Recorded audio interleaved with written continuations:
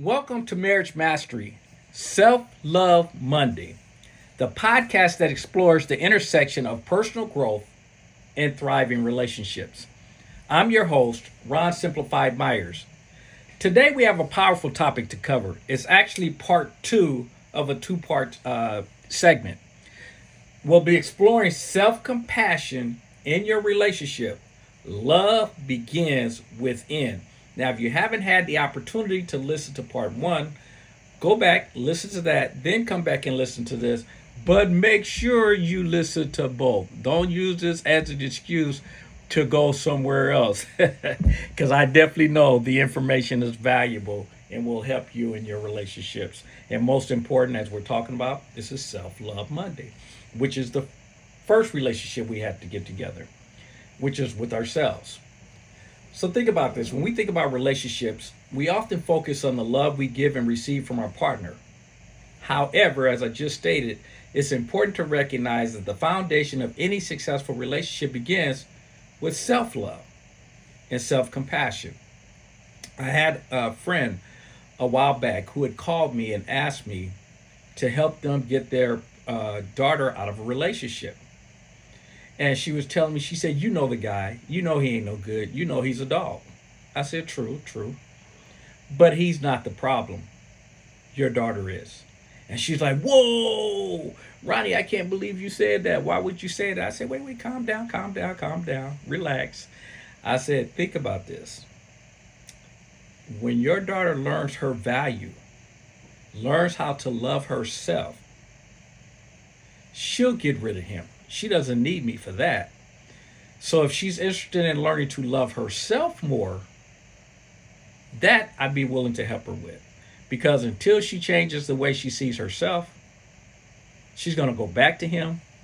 Or, as we all know, she'll get someone just like him. Now, some of you here just probably said, "Ooh, I say that all the time. Why do I keep attracting the same person?" Because you haven't changed.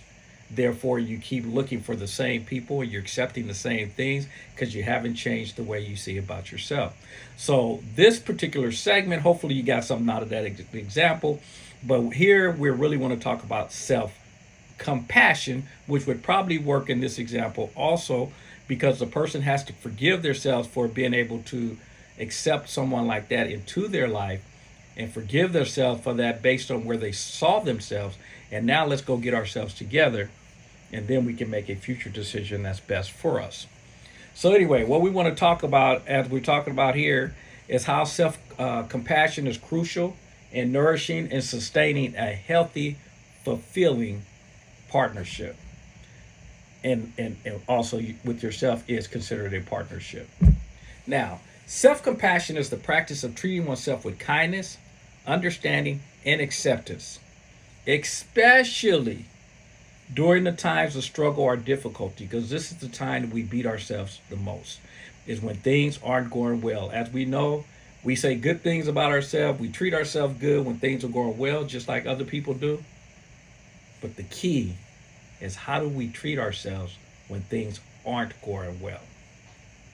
So in a relationship, it involves extending that same compassion that we're learning to have for ourselves. We're going to be able to do that with others. But until we learn how to do that with ourselves, guess what? How do we give that to others? So again, this means forgiving ourselves for our mistakes, embracing our worthiness of love and compassion, and also the feeling like we deserve to be happy. Who was I sharing this with? I was talking to a young lady. It was when I was managing a CVS, and I went and took the drawer. I was going to get the drawers for the registers, so I can count the cash. And the ladies back there were talking about guys, and I told them, I said, "Y'all don't want a good man anyway." And they looked and they started laughing. They said, "Why you say that?" I said, "Because the moment you get one, you get rid of them." And they start cracking up, and they were like, "Oh, that's so funny. That's true." They like, "Why did we do that?" And I said, "You want to know why?" And they looked at me, and I said, "Because you haven't figured out your value. You haven't figured out your worth. When you understand that you're valuable and you understand your worth," kind of like the first example I shared with, you understand the guy is supposed to treat you well. It's amazing when I hear women say, um, he was too good. He's too good. He's too nice. That's the one they use. He's too nice. How are you too nice? You have a man that will bend over backwards for you, and that's not the one you want? You want the one that you don't know if he's going to come home, if he's going to call, if he's going to be there. You don't know anything because he keeps you in the dark, because he doesn't tell you. You don't know how he feels. You don't know. That's the one you want versus the one that will bend over backwards for you. Again, because you haven't figured out your value. And when you figure that out, you understand he's supposed to treat you that way, just as you're supposed to do that to your partners. Relationships are not supposed to be complicated, even though the world keeps telling you that. It's not supposed to. You've been programmed into that. It's supposed to be, I use the example, life is going to give me challenges without you. If you're in my life, you're here to help me attack those challenges that come across my path, as I'm going to help you attack the ones that come down your path. So guess what? That means our lives should be easier, not harder. If it is, you're picking the wrong person. Now, don't misinterpret what I'm saying. You're going to disagree. Welcome to the real world. I always tell people, give me 5 minutes, I'm going to disagree with myself. So, of course, I'm going to disagree with you. But the difference is, it's me and you versus whatever the obstacle is. It's never me versus you. So anyway, let's get back to self-compassion, because it impacts how we relate to our partner and everyone else that crosses our path. When we have self-compassion, we become better equipped to handle conflicts and challenges. We develop a healthier sense of self-worth, which we keep talking about. It also allows you to set boundaries. You communicate your needs effectively, and ultimately, it contributes to a more balanced and fulfilled partnership. Take a few moments each day to check in with yourself and become aware of your thoughts, your emotions, and your needs. Now, this can be done through mindfulness meditation, or simply by just pausing and reflecting on your inner state, those thoughts that are popping in your head. And folks, do not fight the voice. Let me repeat that. Do not fight the voice. You've heard the saying, what you resist persists. We gonna get that right in there somewhere. But anyway, what you resist persists. In other words, what you fight against will keep showing back up. I remember I was at an event one time, and I got pulled on the stage, and the guy told me, he said, tell everyone, Ron, that you're not a cat burglar. And I looked at him crazy, but then I said, okay, I'm not a cat burglar. He said, Ron, you got to say it stronger than that. I said, I'm not a cat burglar. He said, Ron, I don't think they believe you. He said, I think you need to put more into it. Let them know. I said, I am not a cat burglar. And he asked the room, and in unison, he said, what do you guys think of Ron? And they said, he's a cat burglar. And I'm like, how? I just told you guys I'm not. Because what you resist, I kept resisting, people start to believe it must be true. Folks, take this into everything that you do. You'll notice that the more you start to fight stuff, the more people believe that you're actually guilty. It's amazing, but it works that way. So back to when we're talking about that voice, don't fight the voice, because fighting the voice will almost guarantee that it will continue to carry on with that same conversation. And for most people, it's going to create stress. This is a good time to practice your listening skills.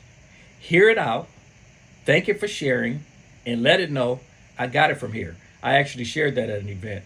I told people, I heard the voice, and I told the voice, you know what? I don't mind you talking, but could you quiet down a little bit? I'll get back to you later, because right now I'm trying to sleep, and the whole room started cracking up. The reason is I was having fun with the voice. Folks, learn to have fun with the voice so that you don't get stressed out. Understand that stuff that's built up from the past, from the world, things you've seen on TV, family, friends, etc. All that stuff is stored inside your brain, and all that stuff is just coming out. Just like on a computer, it's just all there, all this data. Don't sit there and fight it. It's there. Just tell it, let it have its share, and then say, thank you for sharing. I got it from here. Now, for those of you who have a hard time sleeping because of the voice, Here's a great exercise. Keep a pad of paper near the bed with a pen. When the voice talks, and it definitely will, write down what it's talking about and allow the voice to know we got this. We'll get to it tomorrow. We'll get to it tomorrow. And folks, you don't have to write out some long, drawn out thing. Just write down a couple of words, what it is we're talking about. Call such and such. Attend this event. Watch this show. Whatever it is, something real quick. It lets the voice know I've acknowledged you and I got it from here. Just do that, and folks, you'll be amazed at how you can fall asleep just by doing that one exercise. And again, you don't have to open up your eyes. Just write something real short on a piece of paper and go back to sleep. I know it sounds crazy, but try it. Now, make sure you stay attuned with all your experiences and you can understand and regulate the emotions, which in turn positively impacts your interactions with loved ones. Folks, all I'm saying here is listen to look at your experiences, acknowledge the experiences, the way you feel about the things that took place. Understand those and be okay with the emotions that show up. Do not run from your emotions. Allow them to come out and then decide what's the best course of action to take after you've listened to the story, you've heard it out, and you sit down and you basically decide what's the best course that we should take positively that will impact our relationships with our loved ones based on the decision we're going to make after we've taken in all this information. Now, also, self-compassion helps individuals develop emotional resilience, which allows you to address challenges and conflicts in your relationships more effectively. It involves having a non-judgment and accepting attitude towards yourself and others. Now, what this mindset encourages you to do is to turn inward and reflect on your own thoughts, emotions, and needs, which we talked about. By developing a deeper understanding of yourself, individuals become more aligned with their own experiences, which in turn enhances your ability to empathize with others. This self-awareness serves as a foundation for effective communication and becomes empathetic in understanding people inside of your relationships. You start to treat them with kindness and understanding, and individuals become better equipped to manage stress, disappointment, and difficult emotions, allowing you to maintain a healthier, more balanced interactions with yourself and loved ones. And as I keep saying, the one with self is the most important, because if I get this relationship taken care of first, it makes it very easy to go and turn around and do the same thing with others. So when we have self-compassion, as we said before, you understand and you get a deeper understanding and acceptance of your imperfections, your struggles, and this self-awareness can translate into greater empathy and understanding for other people. Understanding that you are human, you are vulnerable. You're more likely to extend the same understanding, compassion to your partners, your friends, your family members, and it helps to maintain or create an attitude of non-judgment and self-acceptance. So when you treat yourself with kindness, understanding, you're more likely to extend that same attitude to others. And this non-judgmental stance creates a safe and supportive environment for open communication where individuals feel comfortable expressing their thoughts, feelings, and concerns without the thoughts of criticism or rejection. Here's an example. Replace your critical statements with self-compassionate ones. For example, instead of saying, "I'm so stupid for making that mistake," say, "It's understandable that I made a mistake. I'm human and I'll learn from it." Treat yourself with the same kindness and understanding you would offer to a friend in a similar situation. Also, self-compassion can create an open and honest communication in relationships. When individuals are kind to themselves, they're more inclined to express their needs, desires, and concerns in a respectful manner. We're also more receptive to feedback and less defensive, creating a safer space for open dialogue and effective resolutions of conflicts. It promotes active listening in relationships.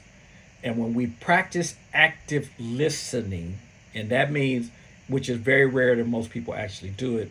Most of us, when someone is talking, we're waiting so we can continue the conversation and give our input, or we're cutting people off, bottom line.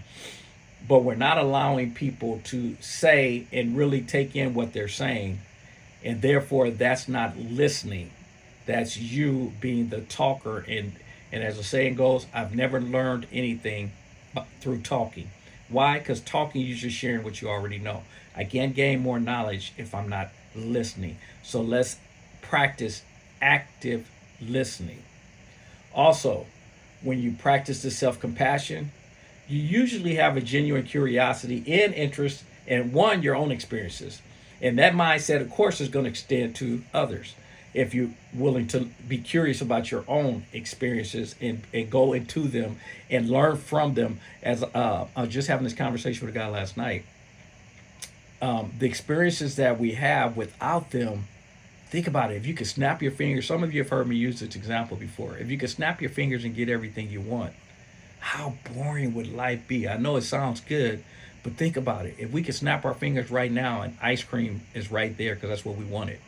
We eat the ice cream and then we look at each other and go, what next? The obstacles, the things that we're running from, that's called life. That is the journey. We've heard life is about the journey. That's what it means. It's like playing a video game. You can't go to the next stage until you address the current stage. Level, we should say. For those that play, we call it levels. But life is the same way. You're going to keep getting, as people call it, the same thing keeps showing up. Why? Because you haven't addressed it.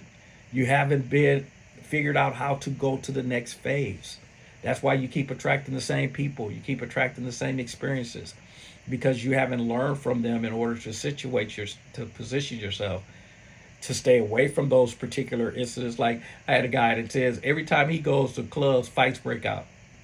Folks, every time I go to bar, I don't even see people argue. What's the difference? It's the person that's showing up.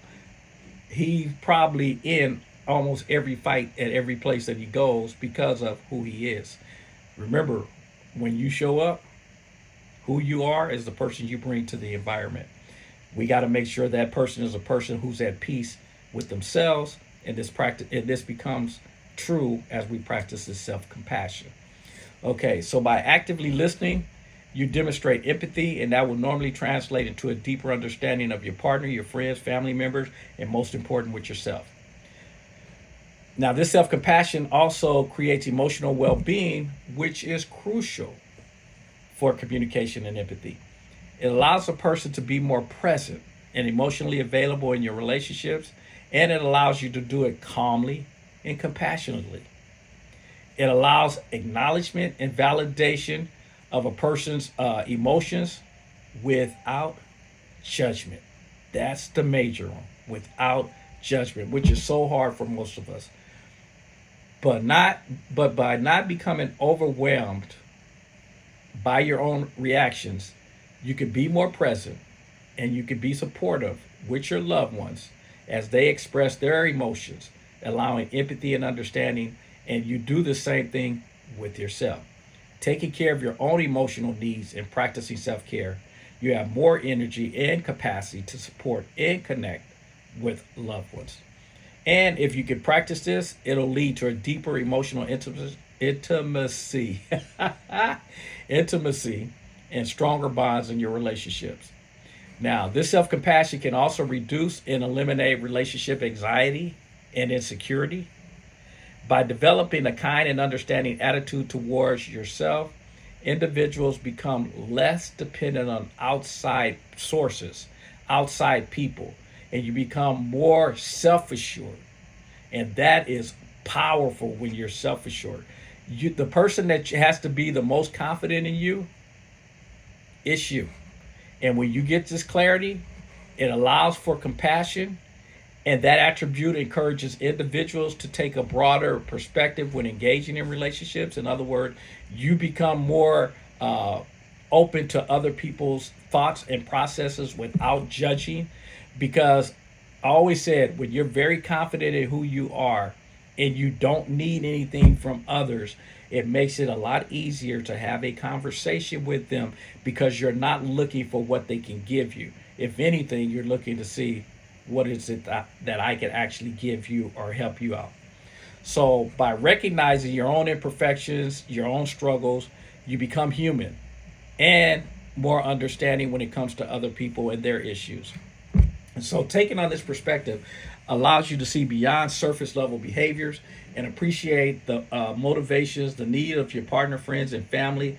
It also helps you understand yourself a little bit more.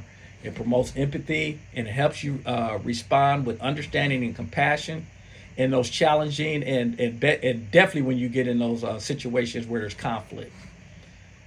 The better you get at the self compassion, it reduces clinginess, jealousy, fear of rejection, and it starts to create a healthier, more secure attachment style in your life. Now, we're talking about learning how to embrace your mistakes and failures with kindness and forgiveness because this mindset, as we said, will extend to your relationships, allowing you to forgive your partner's friends or family members for their shortcomings and their past mistakes. You can eliminate with the self compassion. You can let go of your grudges, your resentments, your unrealistic expectations of yourself and others. You start to promote forgiveness and you create a more positive and harmonious relationship environment. Self compassion contributes to effective conflict resolution in your relationships. Again, when you're self compassion, you're less likely to engage in self criticism or blame during conflicts. Instead, you approach conflicts with a problem solving mindset, seeking mutual understanding and resolution. Now, this approach to conflict, it encourages open communication, active listening, and empathy, leading to more constructive and positive outcomes. When your partner or anyone, and especially again, we're talking with yourself, when you practice compassion, it allows you to be, as we're saying, better at your communication, better at the empathy, because you have compassion. And most people, unfortunately, lack this compassion, and therefore they look at the world as from where they're standing. As we always hear, you can't talk to people in your current shoes, not talk to people, but you can't understand where a person comes unless you get into their shoes. And most people think I'm in their shoes and I still wouldn't do what they do. Well, you still have your shoes on, and there's the conflict. You have to be able to get out of your shoes and then step into theirs. So the bottom line, as we talk about this self-compassion, it does positively impact relationships and oneself by manifesting emotional resilience, some empathy, open communication, emotional availability. It reduces your anxiety and forgiveness. It also allows you to cultivate happier, healthier, and more fulfilling connections with your partners, your friends, your family members, yourself, leading to a greater relationship satisfaction and well-being. Most importantly, it manifests inner awareness, non-judging attitudes, active listening, emotional regulation, being able to have a different perspective when you're listening to others. You get effective conflict resolution. So practicing this, you create a supportive and empathetic space for connection and understanding with yourself and with your loved ones. So I hope through this conversation you understand between the first segment and this segment that you're now possess the clarity and the knowledge, and you recognize the impact that self-compassion holds in your everyday existence. Ensure that you diligently add this into your life until it becomes a part of who you are, your being, and you're doing it with no conscious effort. It's just who you are. It's a part of who you are. So anyway, as you guys know, that it ain't right, it ain't wrong. It is my opinion. Had to throw that in there real quick. But make sure that, because everything I share with you are my opinions. Folks, nobody has all the answers. But I'm sharing with you my perspectives, things that I believe will help you, and I know they will. Um, but they're things that I've experienced or through almost 35, 40 years of learning about people and why they do what they do. And, um, and that's why I believe I have some great insights on a lot of things. But anyway, make sure you tune in to our Thursday podcast, which is Marriage Builder Thursday, where we unlock insights to strengthening your relationship's foundations. But until then, remember, if you're not having fun, you should be doing something else. I'll see you guys on Thursday. Take care.